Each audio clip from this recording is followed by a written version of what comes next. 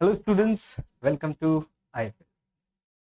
आज के सेशन में मैं आपको बताऊंगा कि assistant professor Rajasthan public service commission के लिए जो एस्पायरेंट्स आरपीएससी जूलॉजी या बॉटनी को टारगेट कर रहे हैं उनके लिए जो मिनिमम शैक्षणिक योग्यता क्या होनी चाहिए इसके बारे में मैं बात करता हूं।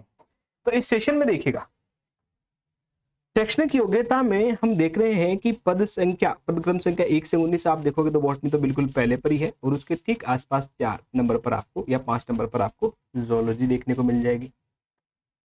तो इनके लिए क्या क्या योग्यताएं आपको देखनी है।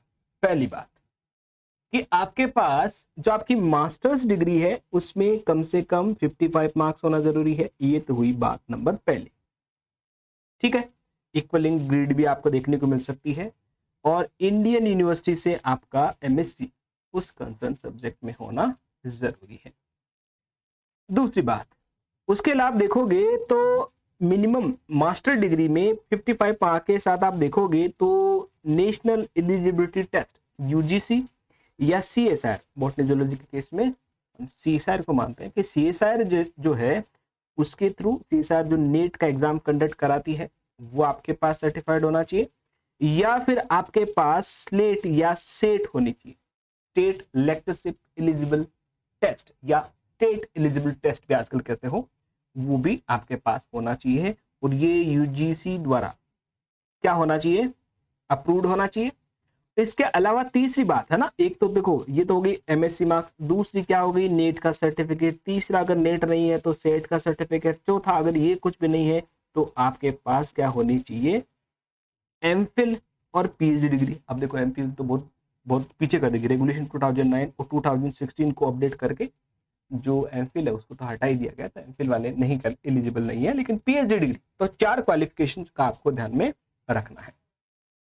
और पीएचडी प्रोग्राम जिनका जुलाई 11 2009 से पहले था उनके लिए कुछ सर्टेन ऑर्डिनेंस है, उन ऑर्डिनेंस को छोड़ते हुए देखोगे तो वो सब लोग कैसे होंगे, इन रिक्वायरमेंट जिनके पास नेट नहीं है, सेट नहीं है, स्लेट नहीं है, वो एग्जेम्प्टेड माने जाएंगे। पहले यूजीसी रेगुलेशन 2009 जब लागू आया था तो उसमें कहा गया था कि 2009 से पहले वाले पीएचडी का जो है वो एलिजिबल नहीं मानते थे, वहां नेट जनरली हो जाता था, लेकिन अब वो एग्जेम्प्टेड है और इस प्रोविजन के थ्रू उनको एग्जेम्प्टेड आपको देखने को मिल जाएगा। अब ठीक है, नेट का सर्टिफिकेट होना चाहिए, टेट का सर्टिफिकेट होना चाहिए, मास्टर्स में आपके पास 55% मिनिमम होने चाहिए, लेकिन साथ ही साथ आप देखोगे आपकी पीएचडी जो है वो पीएचडी कैसे होनी चाहिए। देखो patent has been awarded in regular में, रेगुलर पीएचडी होनी चाहिए। आपका डिस्टेंस से अगर आप पीएचडी कर रहे हैं that is not allowed, distance से पीएचडी अलाउड नहीं है।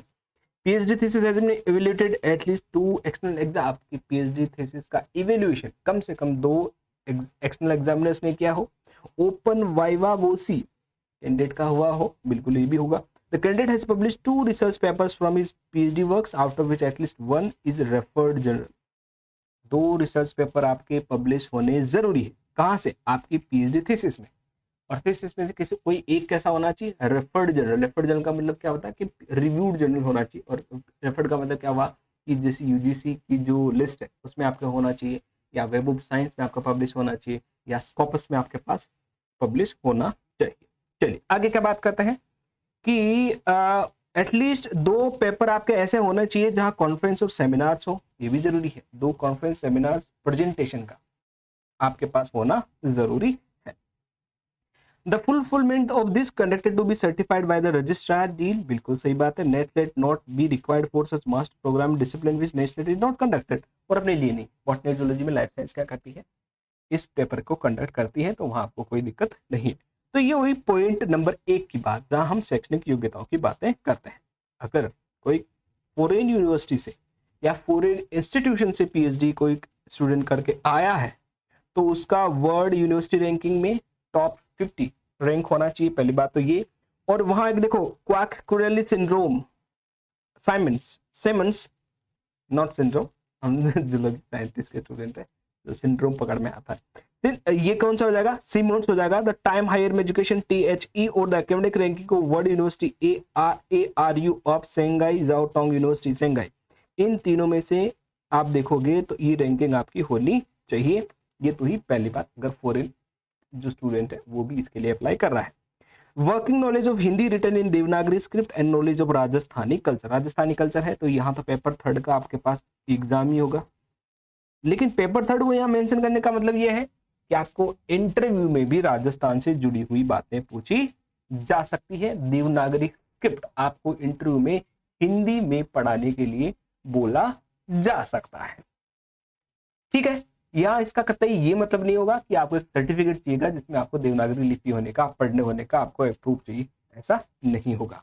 फिर पद संख्या 32 से 39 वो सूची वाले हैं जिनमें नेट स्लेट की जरूरत नहीं पड़ती, तो इसको हम नहीं देखेंगे। और नीचे चलिए तो और नीचे आप देखोगे तो वही बातें आ जाती है। ठीक है, अब देखो एक नोट लगाकर एक बात और लिखी गई है आपके नोटिफिकेशन में कि पद संख्या 1 से 48 जिसमें बॉटनी जूलॉजी दोनों आ जाते हैं, वहां बैचलर्स मास्टर लेवल पर 5% का रिलैक्सेशन होगा। किसके लिए? एससी कैंडिडेट के लिए, एसटी कैंडिडेट के लिए, एमबीसी कैंडिडेट के लिए, बीसी कैंडिडेट के लिए, या बीसी जो क्रीमिलियर हो, नॉन क्रीमिलियर वाले के लिए, डिफरेंटली एबल्ड हो, ब्लाइंडनेस एंड नो विजन हो, deaf and hard to hearing हो, लोकोमोटर डिसेबिलिटी हो, सेरेब्रल पाल्सी हो, लेप्रोसी कोड हो, ड्वार्फिज्म हो, एसिड अटैक विक्टिम हो, या मस्कुलर डिस्ट्रोफी हो, ऑटिज्म, इंटेलेक्चुअल डिसेबिलिटी हो, स्पेसिफिक लर्निंग डिसेबिलिटी हो, मेंटल इलनेस हो, mental disability from a person and including deaf blindness. ये कुछ ऐसे, जैसे मान लो कि मैं कहूँ कि जनरल के अलावा बाकी सारी जो कैटेगरीज है उन कैटेगरीज में आपको 55% का जो रिलैक्सेशन है, 55 पे 50% हो तो भी आप इस एग्जाम को देने के लिए एलिजिबल हैं। ठीक है, बाकी आप देखोगे तो रिलैक्सेशन इन्हीं कैटेगरीज के लिए अवेलेबल है। दूसरी बात, एक नोट लगाकर हमें एक बात और पूछी गई है, को क्या कही गई है कि 1 जून 2002 से पूर्व किसी भी प्रदेश से सेटेलाइट उत्तीर्ण अभ्यर्थी पात्र होगा। 2002 से पहले राजस्थान का जो स्लेट का पेपर है, स्लेट जहां से क्लियर करी है, वो सब एलिजिबल है, वो भी दे सकते हैं। 1 जून 2002 को उसके पश्चात अन्य प्रदेश से उत्तीर्ण को इस पत्र हेतु पद हेतु पात्र नहीं माने जाएगा, क्योंकि जो कैंडिडेट्स दूसरे स्टेट्स के हैं, राजस्थान के नहीं है, उनका सेट का जो सर्टिफिकेट है वो मान्य नहीं होगा। और ये हम सब जानते भी हैं कि जिस स्टेट में हम असिस्टेंट प्रोफेसर के लिए अप्लाई करते हैं उसी स्टेट का आपको सर्टिफिकेट होना जरूरी है। और क्या बात लिखी गई है? यूजीसी रेगुलेशन 2018 के अनुसार विभिन्न पाठ्यक्रमों की समकक्षता निर्धारित करने के लिए आयुक्तालय कॉलेज शिक्षा द्वारा गठित समिति की रिपोर्ट दिनांक 21/9/22 आयोग की वेबसाइट पर अपलोड कर दी गई है। विभिन्न पाठ्यक्रमों की समकक्षता के क्रम में इसका अवलोकन अवेश की वेबसाइट पर। अब देखो, समकक्षता निर्धारण करने के लिए, समकक्षता निर्धारण करने का क्या हुआ कि जो अलाइड सब्जेक्ट्स हैं उन अलाइड सब्जेक्ट को भी इसमें मेंशन किया गया है, वो भी अपनी स्पेसिफिक कैटेगरी में जाकर देख लें कि वहां उनको कौन से सब्जेक्ट में वो अप्लाई कर सकते हैं। एक और बात, शैक्षणिक अर्हता संबंधी प्रावधान क्या होना चाहिए? उक्त पदों की अपेक्षित शैक्षिक अर्हता के अंतिम वर्ष की परीक्षा में सम्मिलित हुआ हो या सम्मिलित होने वाला व्यक्ति भी आवेदन के लिए पात्र होगा। जो कैंडिडेट अपनी एमएससी प्रीवियस कर चुका है या 2 सेमेस्टर क्लियर कर चुका है वो भी इस एग्जाम के लिए अपना फॉर्म फिल कर सकता है, बशर्ते कि उसका नेट हो, सेट हो। ठीक है, ये दोनों इंपॉर्टेंट बातें हैं। लेकिन आपका जो प्रूफ है कि आपने मास्टर्स डिग्री कंप्लीट कर ली या आप एग्जाम देने के बाद में नेट क्वालिफाई नहीं हो अभी भी, फिर भी फॉर्म भर सकते हो, सेट क्वालिफाई नहीं हो फिर भी फॉर्म भर सकते हो, लेकिन साक्षात्कार आपका जिस दिन होगा उस साक्षात्कार के दौरान, उससे पहले आपको अपनी एलिजिबिलिटी का सबूत देना पड़ेगा। आपने एमएससी आदि है तो एमएससी पूरी करके भी दिखानी पड़ेगी। नेट का सर्टिफिकेट आपके पास नहीं तो उस दिन आपको चाहिए होगा, सेट का सर्टिफिकेट नहीं है तो आपको उस दिन चाहिए होगा, पीएचडी कंप्लीट नहीं करी है तो पीएचडी अवार्ड का जो आपका जो है डिग्री है, प्रोविजनल डिग्री है, वो भी आपको उस दिन दिखाना पड़ेगा।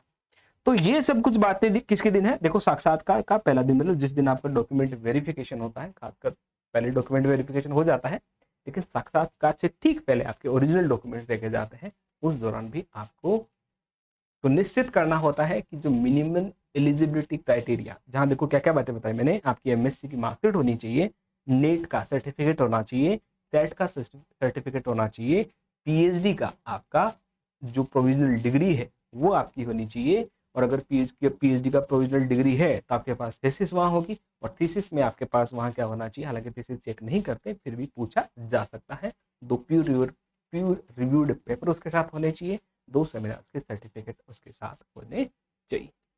ठीक है, तो ये सब कुछ था किसके बारे में, शैक्षणिक योग्यता, जहां आपको आरपीएससी असिस्टेंट प्रोफेसर के लिए चाहिए